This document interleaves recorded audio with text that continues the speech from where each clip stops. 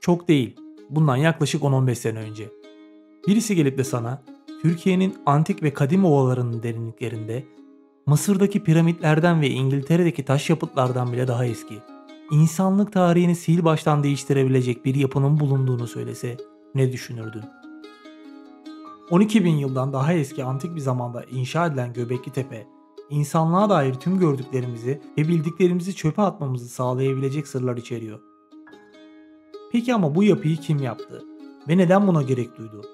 Henüz metal el aletlerini veya hayvan gücünü bile kullanılmadığı bir zamanda göçebe hayat yaşayan bu insanlar günümüzde bile açıklanması zor olan devasa büyüklükte taş yapılar inşa etmiş.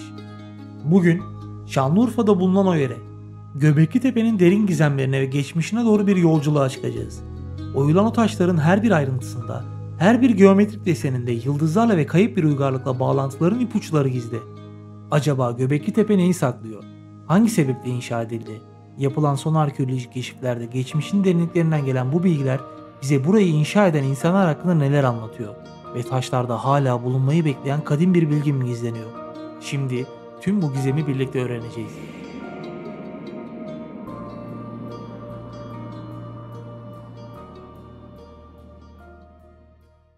Göbekli Tepe dediğimiz bu yer, Türkiye'nin Güneydoğu Anadolu bölgesinde olan, Neolitik dönemde yapıldığı düşünülen arkeolojik bir sit alanıdır.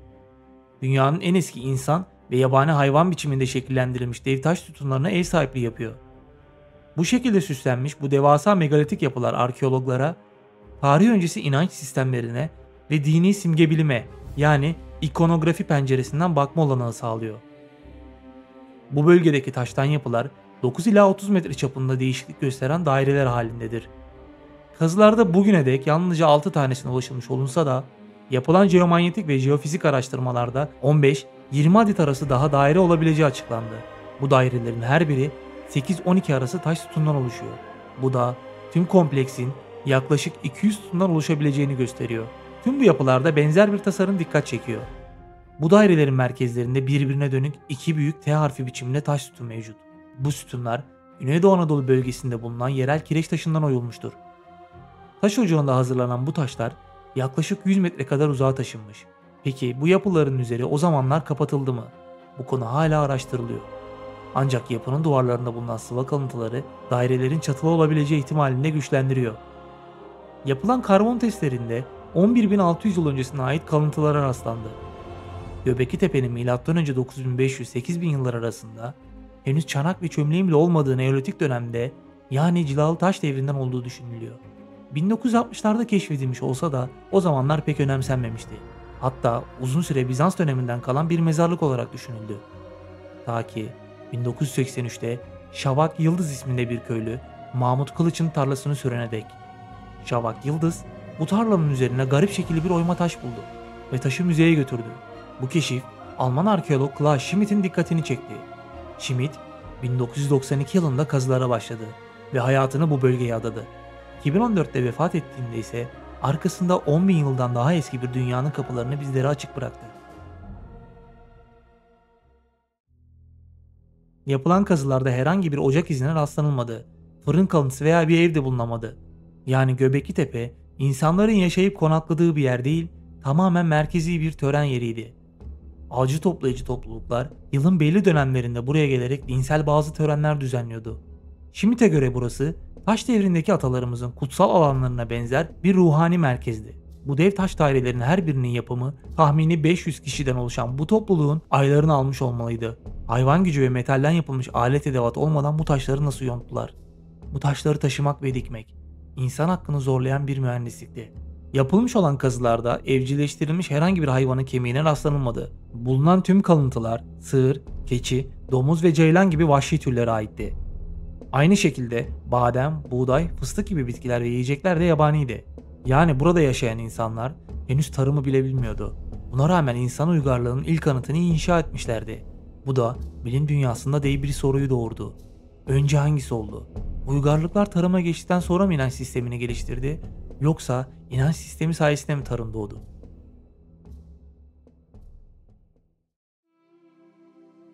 Göbekli Tepe, Cilalı Taş Devri dönemine denk geliyor. Tarım, hayvancılık ve yerleşik yaşam izleri ilk bu dönemde görülmüştür. Fakat Göbekli Tepe'deki kanıtlar bunun tersini söylüyor olabilir. Belki de insanlar yaşadığı bir takım olaylar yüzünden önce inanç için bir araya geldi. Sonra ise tarım ortaya çıktı. Kazılarda bulunan taştan yapılar, oraklar ve yabani buğday kalıntıları bu sürecin başlangıcına işaret ediyor olabilir. İlk defa toplumlar bir araya gelip doğayı şekillendirmeye başlıyordu. Taş sütunlardaki oymalar, yani yılanlar, tilkiler, kuşlar ve akrepler sadece süsleme değil. Yapılan araştırmalarda bu sembollerin astronomik haritalar ya da takım yıldızları temsil ettiği söyleniyor. Hatta bazı sütunlar gökyüzündeki yıldızların doğuş ve batış noktalarına göre hizalanmış durumda. Klaus Schmidt ve onun araştırmalarını devam ettiren araştırmacılara göre Göbekli Tepe'nin bir tür gökyüzü gözlemevi olabileceği düşünülüyor. Çünkü taş yapılardan oluşan bu dairelerin düzeni gökyüzüyle mistik bir uyum sağlamaktadır. Yörede yaşayan Kürt toplulukları yüzyıllar boyunca bu tepeyi kutsal bir alan olarak görmüş. Bahar geldiğinde tepenin üzerinde duran kutsal saydıkları ağaca bez parçaları bağlayarak dilekler dilemişler. Kazılar başladığında gelenek mecburi olarak yasaklandı ama halk aynı yere yeni bir ağaç dikerek inandığı bu geleneği sürdürdü. Bölgede yapılan bu törenlerde hala 12 bin yıl öncesine ait taş kaplar gibi kaplar kullanılıyor. Böylece antik geçmişle modern çağ arasında bir bağ oluşturuluyor.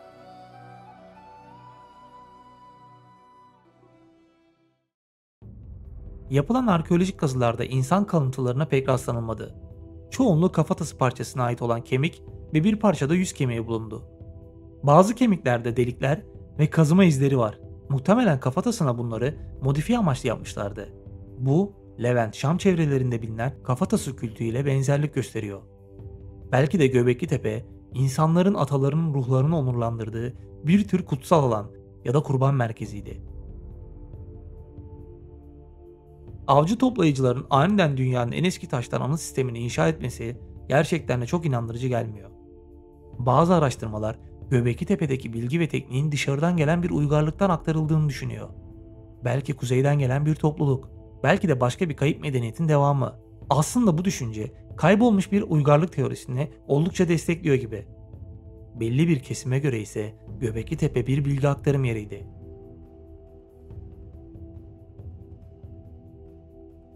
Bazı araştırmacılar Göbekli Tepe sütunlarının Kuğu takım yıldızının en parlağı olan Deneb yıldızına hizalı olduğunu söylüyor. Antik çağda Deneb, insan ruhlarının gittiğine inanılan yıldızdı. Bazı taşlarda bulunan semboller de bu durumu destekliyor gibi. Günümüzde Tabi yıldızı gibi gizemli yıldızlarla bağlantı kuran teoriler bile var. Bu yıldızın ışığından gelen ilginç titreşimler bazı bilim insanlarına göre yapay yapılara, hatta Dyson küresine ait olabileceği söyleniyor. Başka bir kesim ise eski çağlarda yaşayan insanların da bu tür kozmik enerjilerle iletişim kurduğuna inanıyor. Belki de bu anıtlar yıldızlarla iletişim kurmak için değil, insanın kendi bilincine ulaşmak için yapıldı. Şamanlar bu taş tarihlerin ortasında transa geçiyor, yıldızlarla konuşuyor olabilirlerdi. Bu ritüeller felaketlerden korunma çabasıydı. Bazı teoriler M.Ö. 10.800 civarında yaşanan Younger Dryas kuyruklu yıldız felaketinin ardından insanların korkularını bu tapınaklarda sembolleştirdiğini söylüyor. Günümüze döndüğümüzde Göbekli Tepe'de keşfedilen yapıların tamamına ulaşılabilmiş değil. Yalnızca %5'i gün yüzüne çıkarıldı. Yapılan her yeni keşifte insanlık tarihinin başlangıcı biraz daha geriye gidiyor. Bu bölgeyi inşa eden toplum kimdi? Ve bu tapınak neden gömülü halde? Bu tepenin içinde neyin bilgisi saklanmış? Belki de Göbekli Tepe sadece geçmişimizi değil, geleceğimizi de saklıyor. Çünkü burada tarih ve gizem birlikte saklanıyor. O taş sütunlardan yapılmış sessiz dairelerin içinde insanlığın kaybolan bilgeliği yankılanıyor.